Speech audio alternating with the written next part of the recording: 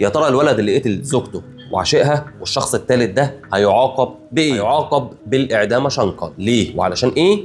هفهمك دلوقتي. مبدئيا كده هيعاقب بجريمه قتل عمد مع سبق الاصرار، دول لوحدهم يودوا الحبل المشنقه. ده بالاضافه الى ارتباط الجنايه دي بجنايه اخرى، الا وهي قتل عمد مع سبق الاصرار للعشيق، قتل عمد مع سبق الاصرار للشخص الثالث اللي كان موجود معاه. مجموع الجرائم دي يسافر على طول على حبل المشنقه. حد هيسالني يا استاذ ازاي ده كان مبعوت له فيديوهات وهو في ليبيا ان مراته في علاقه جنسيه مع شخص اخر والى اخره. هقول لسعادتك علشان تستفيد بالعنصر او الماده المخففه للعقوبه، وهي ماده مخففه للعقوبه في قضايا زنا الزوجه، لازم يتوافر شرطين. اول شرط ان انت تفاجئهم متلبسين بجريمه الزنا. متلبسين بجريمه الزنا يعني سعادتك دخلت الشقه لقيت بعد الشر يعني زوجتك وشخص اخر، فاجئتهم بجريمه الزنا في وضع مخل تماما، طلعت السكينه وقمت قاتل ده وقاتل دي، هتعاقب في الحاله اللي زي دي بدل السجن المؤبد هتعاقب بالحبس من 24 ساعه ل3 سنين. ليه وعلشان ايه؟ علشان نص الماده 237 اللي بتخفف العقوبه دي قالت لك شرطين: تفاجئها بالزنا وتقتلهم في الحال وقتي. نزلت لو حصلت القصه دي ونزلت رحت تجيب سلاح ورجعت تاني مش هينطبق عليك نص الماده.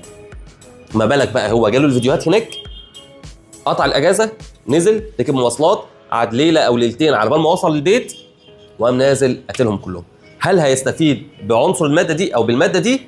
بنسبه 99% لا، وهو او هي مساله تقديريه للمحكمه هي اللي تقدر حاجه زي دي، ولكن بنسبه 99% طبقا لاحدث احكام محكمه النقض مش هيستفيد.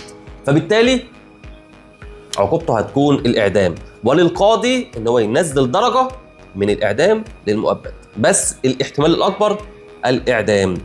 طيب انا السؤال المهم بالنسبه لي، كل التعليقات بتحرض على القتل، انت راجل، انت جدع، انت ابو الرجوله، انت كذا انت كذا انت كذا، ومش هتاخد فيها يوم، وقضيه شرف وجدع ان انت خدت شرفك. انا سؤالي هل الست دي هل تستحق ان انت تضيع عمرك وحياتك علشانها؟ اعقلها. تستحق؟ لو تستحق اقتل. لو تستحق ان انت تضيع رقبتك علشانها اعمل اللي انت عايزه. بس السؤال هل تستحق؟ افلا تعقلون؟ دي مجرد وجهة نظر، ولنا رأيك برضو في التعليقات، يعني نشوف الافكار بتودي لايه. اي نعم انا عارف ان دي قضيه شرف وجريمه شرف وما ينفعش باي حال من الاحوال التهاون فيها، ولكن تستاهل، يعني حاجه ثمينه قوي كده تستاهل ان انت تضيع عمرك علشانها.